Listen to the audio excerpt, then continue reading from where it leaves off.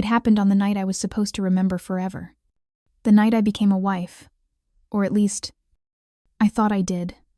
The music was still playing something soft. Romantic. The kind of melody you hear in movies when everything is perfect.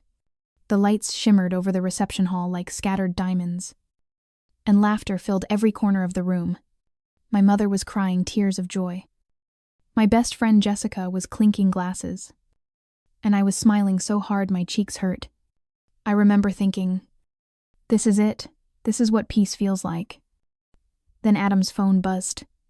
A small, simple vibration. Barely noticeable. But in that single, fragile moment, my entire world began to fracture. He glanced down. Just a flick of his eyes to the screen, and in that instant, I watched his face change. It was like watching color drain from a painting until only the outline remained. His shoulders tensed. His lips parted slightly. But no sound came out. And when he finally looked up at me, the man I had loved for 5 years, the man who had promised me forever just 6 hours earlier, looked like a stranger. I have to go. 5 words. 5 words that detonated inside my chest like a bomb. I laughed at first, the nervous, disbelieving kind of laugh that escapes when reality doesn't quite make sense yet. Go where we're in the middle of our wedding reception. He shook his head slowly, eyes unfocused. I can't explain right now. That's when my heart began to race. I reached for his arm, his familiar arm that had always steadied me through every storm, but he pulled away like my touch burned him. And then, just like that, he turned and walked toward the exit. I remember the way the entire hall went silent. The clinking glasses stopped. The whispers froze midair. The DJ hesitated, the song fading out awkwardly as all eyes followed the bride, chasing her groom through a sea of stunned faces. Adam, I called out, the sound of my own voice echoing through the marble lobby. Adam. Wait. But he didn't stop. By the time I reached the doors, all I saw was the glow of his taillights disappearing into the Boston night. I stood there barefoot, my wedding dress pooling around me like a broken promise, my bouquet slipping from my hand. And for the first time in my life, I didn't know who I was. The days after that were a blur. The world kept moving, but I didn't. My phone filled with messages I couldn't bear to read. Sympathy, confusion, gossip. My mother hovered helplessly, making tea I wouldn't drink, folding clothes I hadn't worn. Jessica stayed the first week, sorting through the chaos, returning gifts, canceling reservations, boxing up photos. When she left, I sat in the apartment surrounded by unopened presents. Each one felt like a cruel joke. Toasters, framed Mr. and Mrs. Prince, champagne flutes engraved with our names. Dr. Angela Reynolds, newly married, newly abandoned. The silence in that apartment was suffocating. So I ran back to the only place I knew how to function, the hospital. Work became my escape. The beeping monitors, the sterile smell of antiseptic, the exhaustion that came from 36-hour shifts, they drowned out the noise in my head. You've been on call too long, Doctor, Patel said one morning, his expression kind but firm. This isn't sustainable. I'm fine. I lied. There's a case that needs my attention. He sighed. Angela. Dedication and self-destruction look the same, until one of them breaks you. But I didn't stop, because the moment I slowed down, I remembered. The music, the silence, the way Adam's eyes looked through me as if I were already a ghost. It wasn't until 6 weeks later, when I ran into Marcos, a mutual friend of Adam's, that the cracks finally split open. He was in the emergency department with his nephew. A broken arm from tennis practice. I barely recognized him at first, but the way his smile faltered told me he recognized me instantly. Angela, he said gently. How are you holding up? I'm managing, I replied, in the same rehearsed answer I'd been giving everyone. He nodded awkwardly. That's good. You deserve peace. I mean, after everything, His voice trailed off. And I caught the flicker of something in his eyes, guilt. After everything I pressed. He hesitated. You didn't hear about Adam and Vanessa. The name hit me like ice water. Vanessa. His ex. The one who had broken his heart before I ever met him. Marcus shifted, looking anywhere but at me. I thought you knew. They've been seen together again. Around Cambridge. Someone said she's pregnant. The chart in my hands slipped. I heard it hit the floor. Paper scattering across the linoleum like snow. Pregnant. That night, I didn't just cry. I came undone. The apartment walls became witnesses to a kind of grief words can't hold. I screamed until my throat went raw. I shattered a wine glass against the wall just to hear something break that wasn't me. I tore my honeymoon lingerie to ribbons.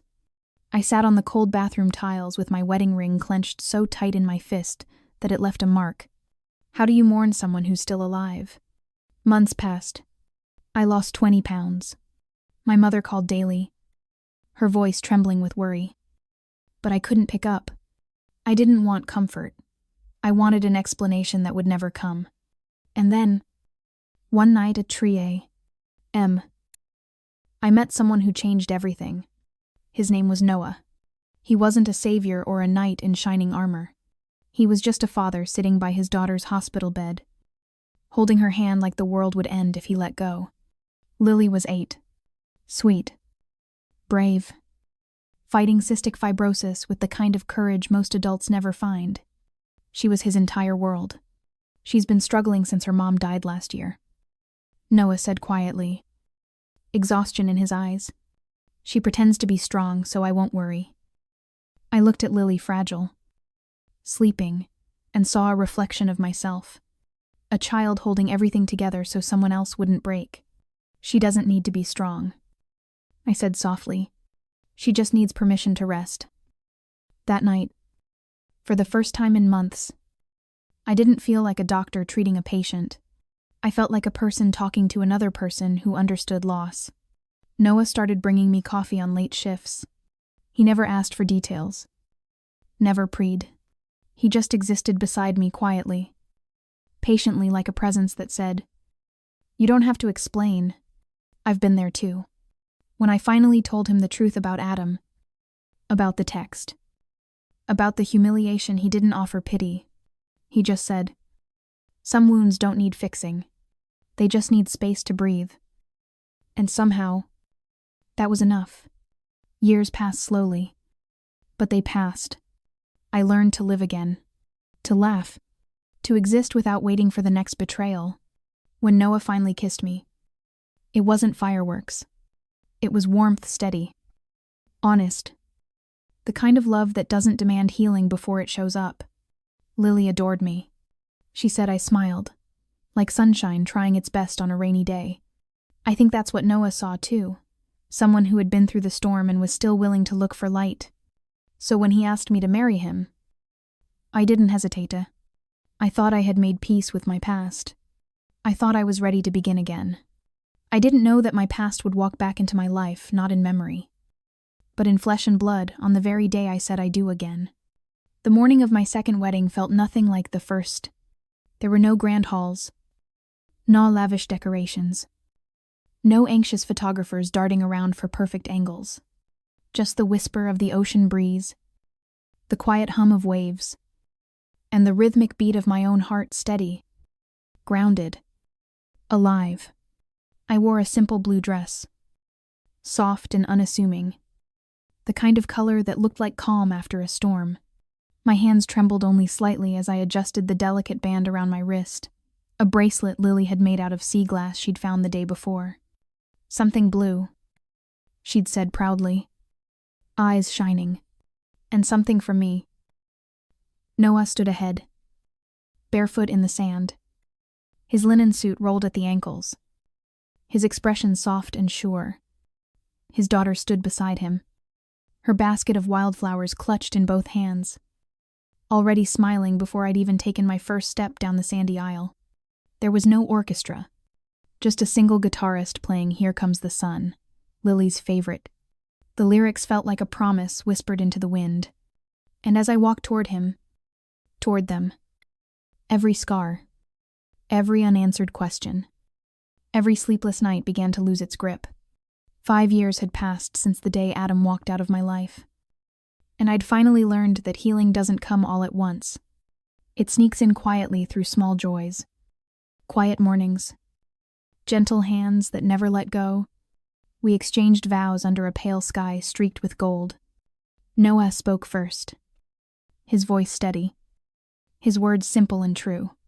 Angela, I promise to honor your strength, to hold space for your storms, to be gentle with the parts of you that still hurt, and to never walk away not when things are hard. Not ever. I looked at him through a blur of tears, sunlight reflecting off the water behind him like tiny shards of forgiveness. Noah, I began, my voice trembling. I promise to cherish the family we've built, to meet you where you are, even on the days when we both feel lost, and to choose us not once, but every single day. Lily, ever the little light between us, stepped forward with rehearsed seriousness, and I promised to pick up my socks, she declared proudly, most of the time. Laughter rippled through the small crowd, friends, family, colleagues who had seen us rise from our own ruins. When Noah slipped the simple gold band onto my finger, I felt peace, not the fleeting kind that hides behind perfection, but the steady kind that grows out of truth. We were pronounced a family, and for the first time in years, I believed I finally was. The dinner afterward was intimate and warm, filled with laughter that felt effortless. Fairy lights twinkled above us as the ocean sang in the distance. I could feel my mother's joy radiating across the table as she laughed with Noah's parents. Jessica, my forever maid of honor, even when I hadn't wanted one, clinked her glass and winked. You did it, she whispered, her voice thick with emotion. You actually found happy again. I smiled. Yeah, I said softly. I think I did. But then Jessica's expression changed. She froze mid-sentence, her eyes flicking past me over my shoulder, toward the entrance of the restaurant.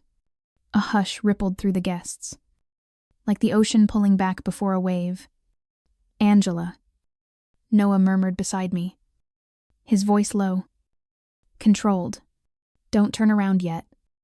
But I already knew. Some instinct older than logic, deeper than fear, told me who it was before I saw him. When I turned, my heart stuttered. Adam, standing there in the doorway, looking like a ghost that had clawed its way out of memory. He wasn't the man I had once known. His hair, once full and golden, had thinned. His skin held a faint, sickly yellow tint. His eyes, once confident and bright, were sunken, tired. Desperate. He looked fragile. The entire room had gone silent, all eyes shifting between us. Jessica rose halfway from her chair, as if ready to shield me. Noah's hand found mine beneath the table, steady, firm, wordless support. Adam's voice broke through the tension, quiet but trembling. Please, I just need 5 minutes. Noah stood, calm, protective. This isn't the time or the place. Adam nodded slowly, guilt etched into every line of his face. I know. I wouldn't have come if I hadn't tried everything else. I've emailed, called your office. I didn't know how else to reach you. He looked at me again, and for a heartbeat, I saw the man I once loved, hiding behind all the ruin. 5 years of silence. 5 years of unanswered pain standing right in front of me. 5 minutes. I said quietly, outside. Noah's eyes widened, his voice careful. Angela, you don't owe him anything. I know, I said softly, but this isn't about owing. It's about ending things properly. Jessica shot me a warning glance but followed me anyway as I stepped out onto the beach. The air had cooled with dusk, the sky streaked in lavender and fading orange. Adam stood near the water's edge, hands trembling at his sides. When he turned, I saw what time had done to him and what regret had carved across his face. "Thank you for seeing me," he began. His voice was rough, fragile, like it hadn't been used in a long time. "What do you want?" "Adam," I asked, keeping my tone steady, even as my heart thrummed in my chest. "To apologize," he said simply. "And to explain." He hesitated, staring at the sand like it held all the words he couldn't form. Vanessa lied about everything. There was never a baby. I didn't flinch. "I know. Your mother told me." He nodded. "Then she probably didn't tell you the rest." He drew in a shaky breath, eyes glistening. "I lost everything. My company, my money, my self-respect. She isolated me, made me believe you hated me. By the time I realized how deep her manipulation ran, I was already ruined." I felt an ache rise in my chest. Unexpected and unwelcome. "I'm sorry that happened to you," I said softly, "but you shouldn't be here." He swallowed hard. "Because I'm dying." The words hit harder than any confession could. "Stage 4, pancreatic cancer," he continued, voice trembling. 6 months. Maybe less. I didn't come here to make you pity me. I came because I can't die with you thinking I just walked away." The air left my lungs in one sharp, painful breath. My medical mind registered the signs instantly: the gauntness, the pallor, the fatigue. But the human part of me just saw the man I once promised forever to breaking apart before me. And then his knees gave way. Adam Jessica gasped, rushing forward as he collapsed into the sand. Instinct took over. Years of training cut through the haze of emotion. I knelt beside him, checking his pulse, his breathing, his pupils. Rapid, thready pulse. I murmured automatically. "He's dehydrated, maybe hypoglycemic." "Should I call an ambulance?" Jessica asked, panic in her voice. "Not yet. Get Noah. Tell him to bring orange juice, anything with sugar." Jessica sprinted back toward the restaurant.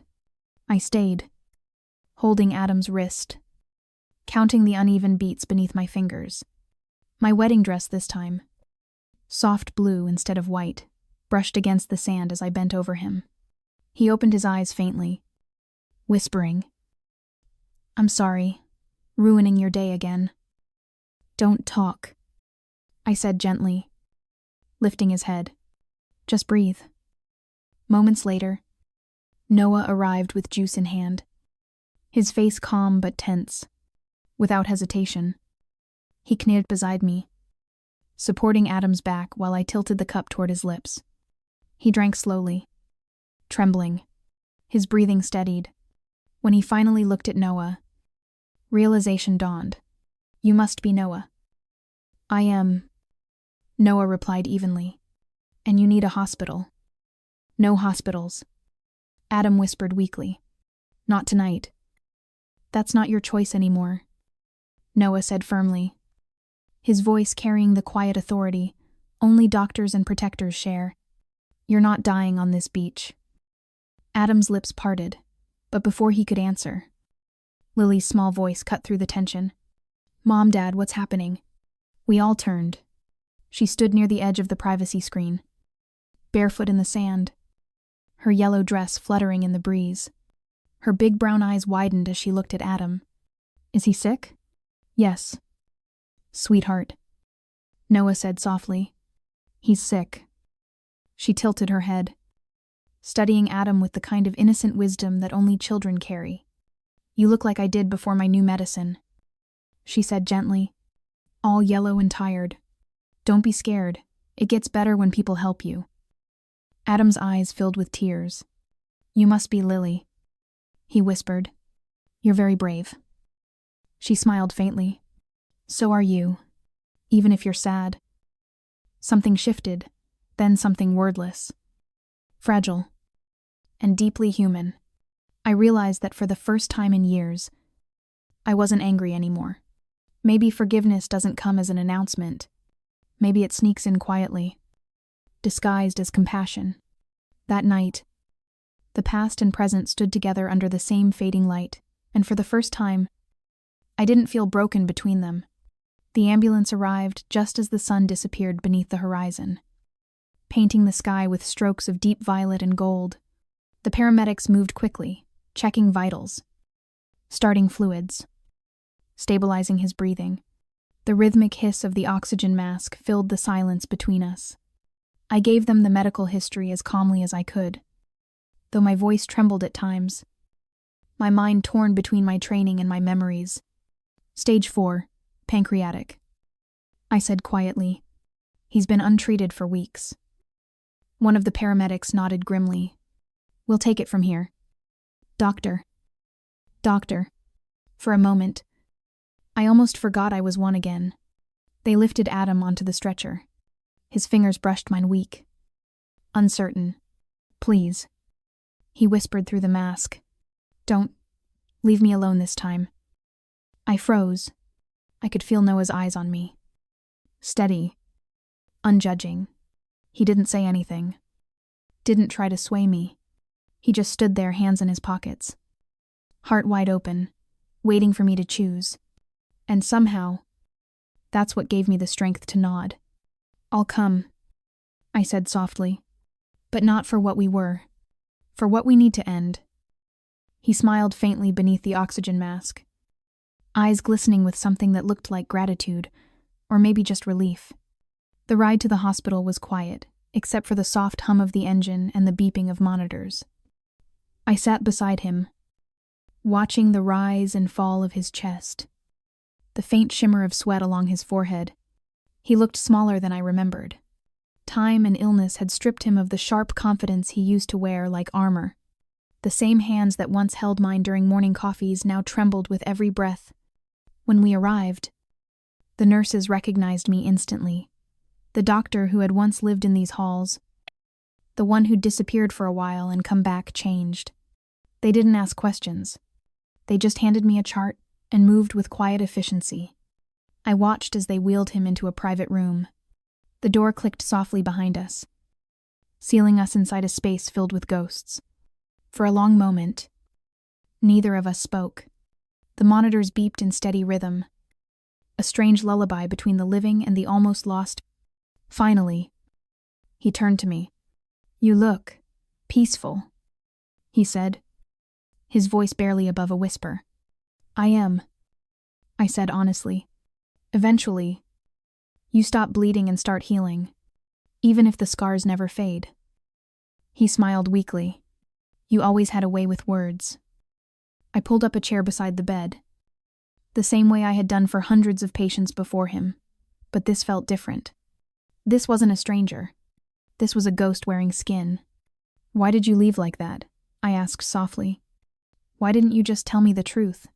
He exhaled slowly, eyes fluttering shut. Because I thought I was protecting you. Vanessa told me she was pregnant.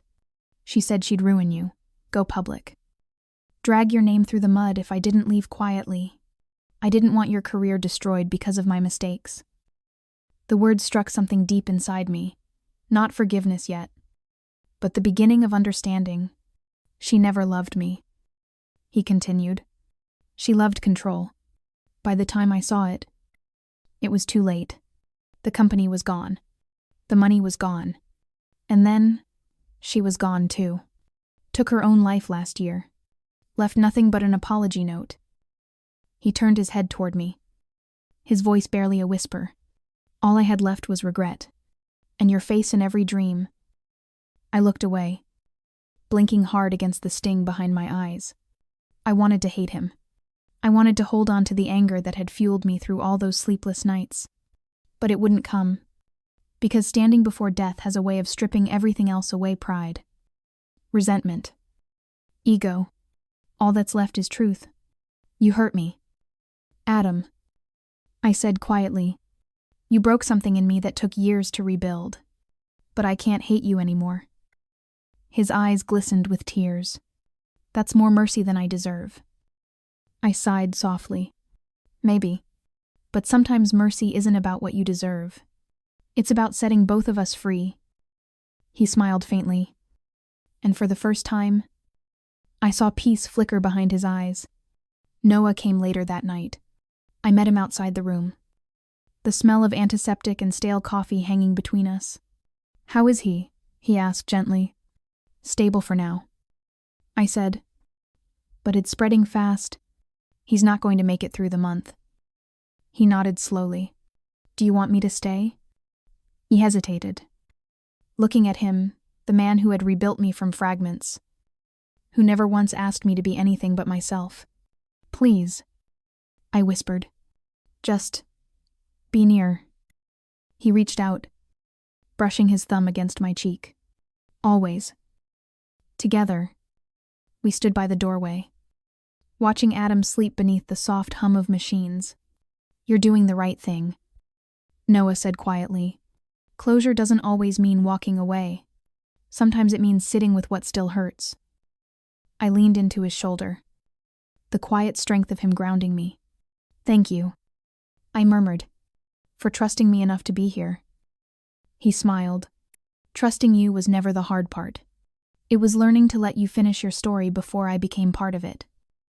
I closed my eyes. For the first time, the weight of the past didn't feel like chains. It felt like a story that had finally reached its ending. Adam woke again near dawn. The hospital was hushed that strange, sacred hour between night and morning when everything feels fragile. I sat beside him, holding his hand loosely, the way I used to hold the hands of patients during their last breaths. "Thank you," he whispered, "for coming, for not letting me die alone. I didn't come for you, Adam," I said gently. "I came for the version of me that never got an ending." He smiled faintly. "Either way, I'm glad you did." For a long moment, neither of us spoke, just the faint hum of the machines, the heartbeat of a life that was almost finished. Then he said, "Noah's a good man."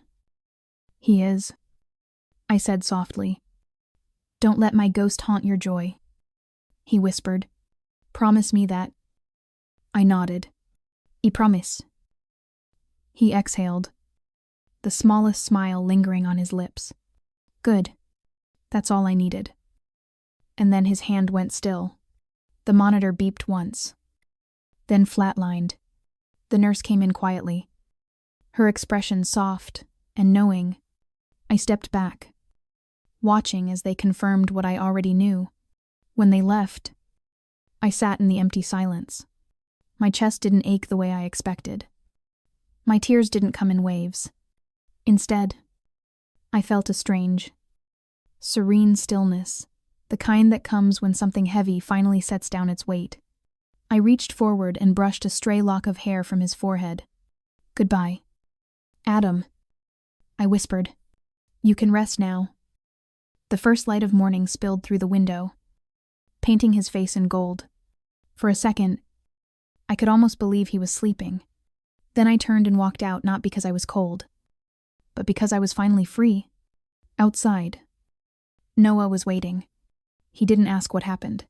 He just took my hand, our fingers intertwining naturally, as if to remind me I wasn't walking away empty-handed. Lily ran up moments later, wrapping her small arms around my waist. "Daddy said you were helping someone go to heaven," she said softly. "That's really brave." I knelt, hugging her tightly, her small heartbeat thudding against mine. "Sometimes helping someone leave," I whispered, "is the kindest thing we can do." She nodded, her eyes wide and serious. "You must be tired." "I am," I said, smiling faintly, "but it's a good kind of tired." We walked toward the car, the sunlight spilling across the parking lot. I didn't look back. Not once. Because I knew the past had finally let me go. Grief doesn't always come as a storm.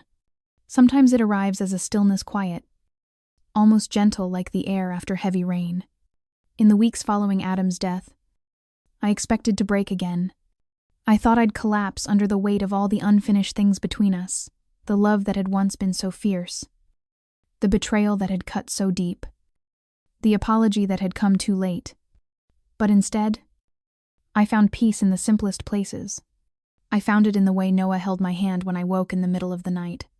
I found it in Lily's laughter echoing through our small seaside home. I found it in the mornings when I brewed 2 cups of coffee, one for the life I'd lost, one for the life I'd built. There were moments when I'd catch myself staring out at the ocean, thinking of him not with anger anymore, but with a strange, aching tenderness. He had loved me once, in his own flawed, human way, and maybe that was enough. The day of his memorial, I went alone. It was held at a small chapel outside the city, modest, quiet, surrounded by old oaks and the scent of rain-soaked earth. There weren't many people, a few colleagues from his past. A distant cousin, a minister who'd been hired more out of formality than faith. When it was my turn to speak, I hesitated at first. There were so many versions of him I could have talked about: the man who broke my heart, the one who'd built his life on ambition, the one who died whispering apologies into sterile air. But I chose a different story. Adam was a man who made mistakes, I said softly, the kind that change lives. But he was also a man who tried even at the end to make them right. And sometimes, trying matters more than succeeding. My voice wavered as I continued. I forgave him, not because he asked for it, but because I needed to. Because forgiveness isn't a gift you give to others. It's the key that unlocks your own freedom. The chapel was silent. A few people bowed their heads. When it ended, I placed a single white rose on his casket. Rest, I whispered. You've done enough running. And as I stepped outside, the clouds broke sunlight, spilling across the damp grass like a quiet blessing. Life after that didn't go back to normal. It became something entirely new, softer, slower. More deliberate. I left the hospital for good 6 months later. It wasn't a dramatic exit, no angry resignation, no farewell speech. I just walked through the glass doors one last time, the same way I had walked out of that reception hall years ago. Only this time, I wasn't running away. I was walking towards something. Noah and I decided to move north, closer to the water. Lily's lungs had been stable for a year now, and her doctors encouraged sea air, sunshine, and rest. We found a small cottage near Rockport White Shutters, wildflowers in the yard, a porch that faced the ocean. Every evening, we'd sit there as the sky melted into pink and amber, and Lily would point out the shapes of clouds, naming each one like they were old friends. Look, Mommy, she'd say, her voice full of wonder.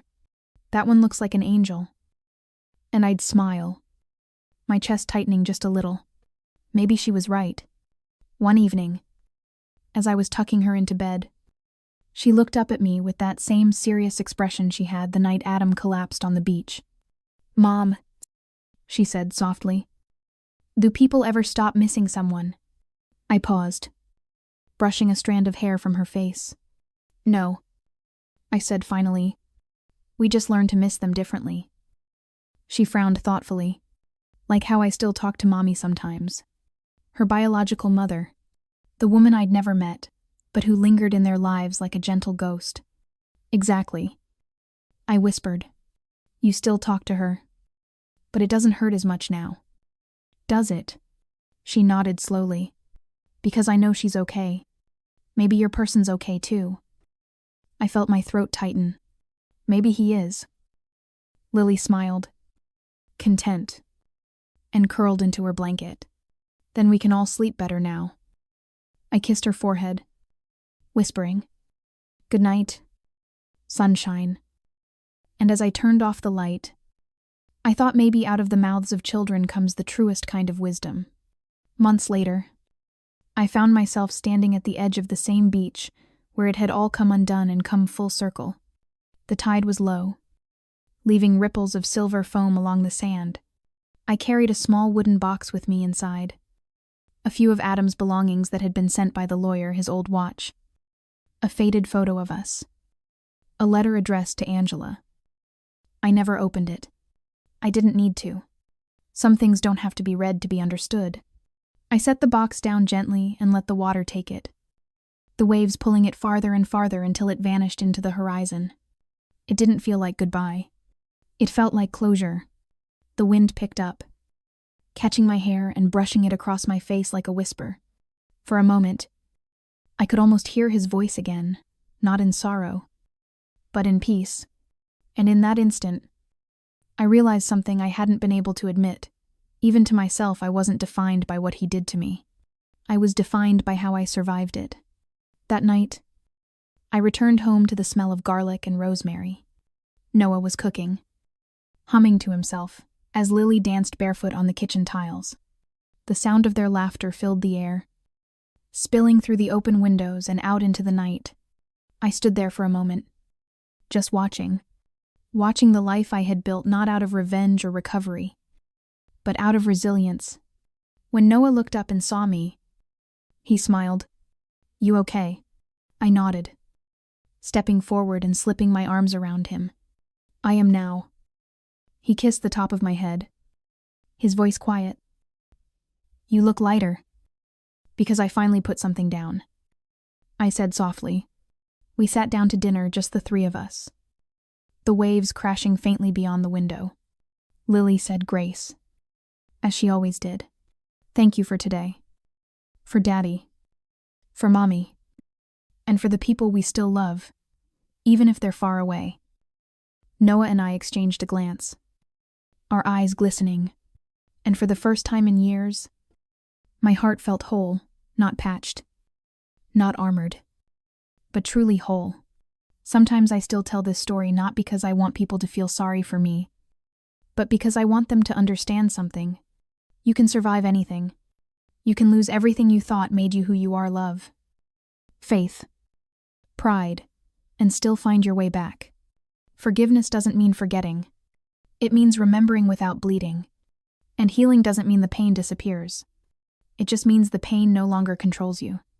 So if you're listening to this right now, if you've been betrayed, abandoned, or left standing in the wreckage of a life you didn't see breaking, please believe me when I say this. You will rebuild. And one day, you'll wake up and realize that the story that tried to break you was actually the one that made you whole. Because love, when it returns, real love doesn't erase the past. It redeems it. If my story touched you, if you saw even a piece of yourself in my journey, please take a moment to like, share, and subscribe, not for me, but for someone out there who still needs to hear that healing is possible. Tell me your story in the comments. I promise I'll read everyone, because sometimes the only way to heal from your past is to tell it out loud.